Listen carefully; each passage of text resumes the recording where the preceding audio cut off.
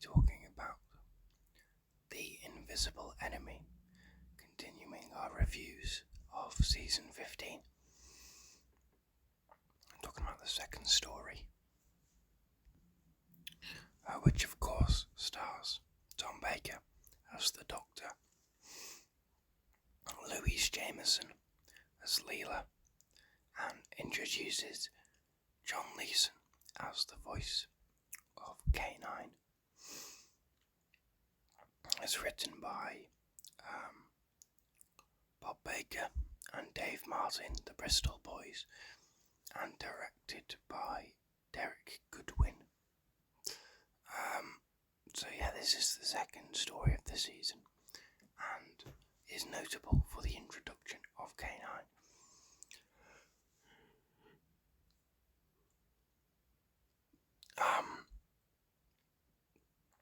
I thought this was good fun. I thought it was fairly light, but it was it was an enjoyable story. The idea of the sort of villain or the enemy being a virus, hence it being the invisible enemy. It's an enemy you can't see. You can't really fight it in the traditional way. I thought that was very fun and interesting. And I thought the leads were good in this story.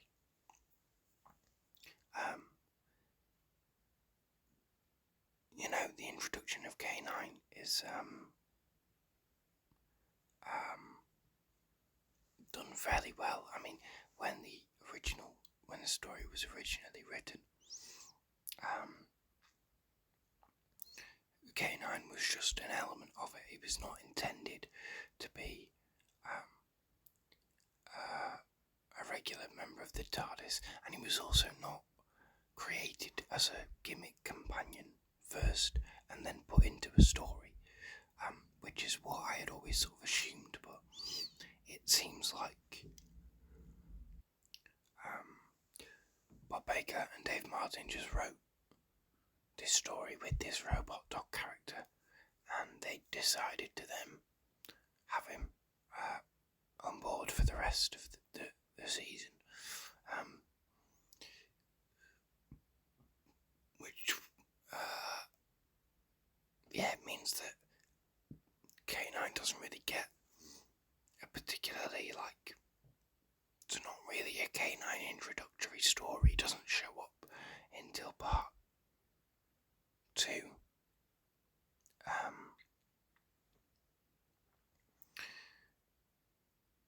But that's probably the best way of doing it, rather than going, oh, well, make this robot dog character as a gimmick.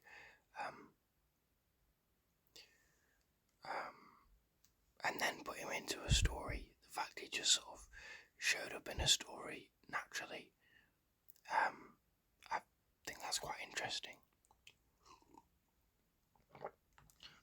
The other sort of notable thing in this story is that the Doctor and Leela get cloned and go into the Doctor, get cloned, miniaturized, and then put inside the Doctor's head, and they travel through his brain to get rid of the thing that has infected him, the nucleus of the swarm. The sequences in the Doctor's mind are interesting, but not amazing, I would say.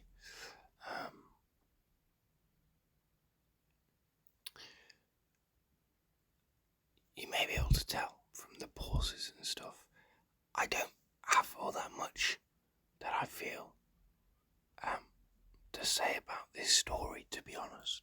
I definitely enjoyed it, and I think Tom is better in this than he was in Van Gogh, the previous story.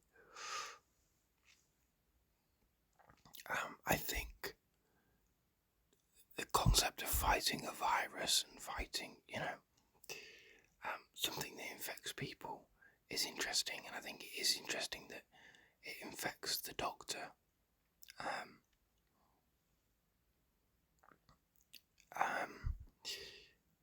And so he's then sort of out of action, out of commission for part of the episode, and you sort of have, Leela has to sort of take control a little bit.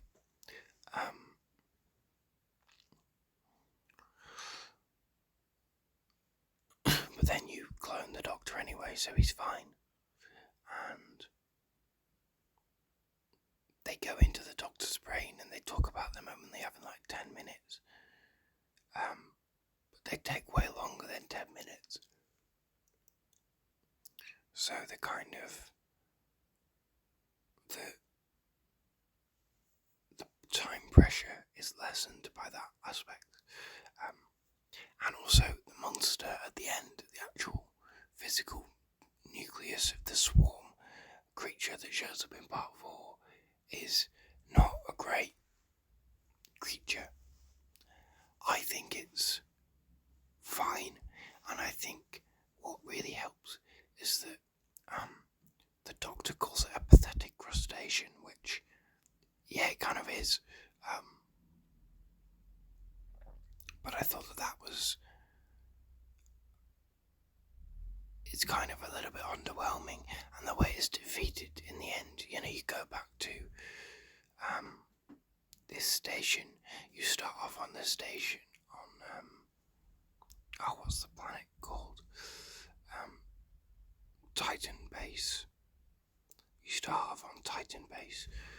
The Doctor gets infected, so Leela takes him to the hospital place where K9 is. Then the nucleus goes around infecting everyone,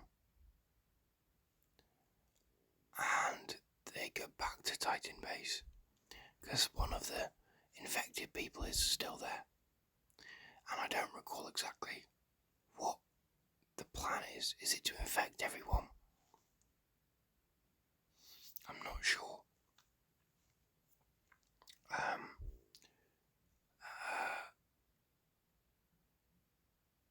But I was a little bit underwhelmed by the way the swarm was defeated. I didn't quite know what happened, and I think that bit especially suffered from being able to see the sets, in the sense of like they're trying to make the sets and stuff feel bigger than they are, but it doesn't quite work.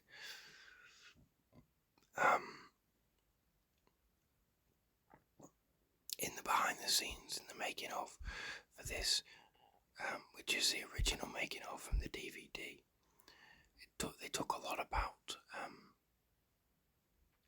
the visual effects, and special effects, the model work, and the CSO stuff in the Doctor's head, in the Doctor's brain, and K9, of course.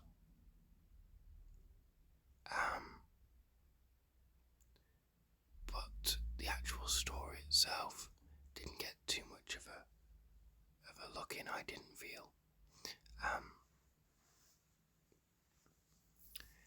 And yeah, I'm kind of... I don't know, I think I'm kind of out of stuff to say. It's been a couple of days since I watched it, I will say. But I thought the first cliffhanger was pretty good, the cliffhanger to episode 1, where it looks like the Doctor is going to shoot Leela in the back. I thought that was very dramatic and that was good. And I thought, I think K9 it's a fun addition, and I know some people don't love K9.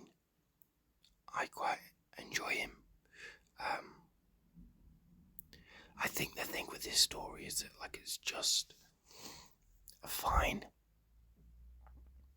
it's got dramatic moments, but it's not the most dramatic story.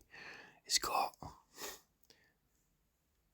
good directing, but it's not the best directed story. It's got funny moments, but it's not the funniest story.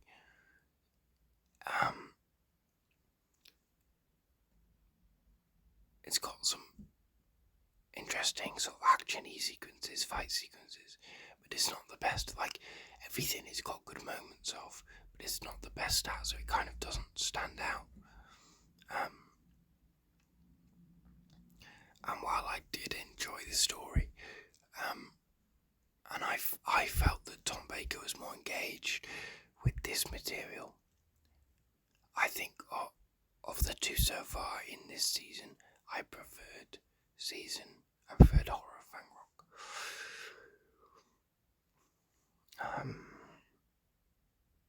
to this. So I think that's more or less it. It's not a bad story by any means, but just a little underwhelming, I think, and a little forgettable, I suppose you would say, which I don't like calling stuff forgettable, but I don't think this one will stick with me too much. It's a decent story, it's not out and out bad, and I suspect, based on reputation, it's nowhere near the worst of this season. But those are my thoughts. A little bit shorter than last time, but those are my thoughts on The Invisible Enemy. What did you think of this story? If you've seen it, do you like it? Do you like K9? And please do like and comment, subscribe if you haven't already, share this video in the channel, and I will see you all next week for Image of the Fendahl.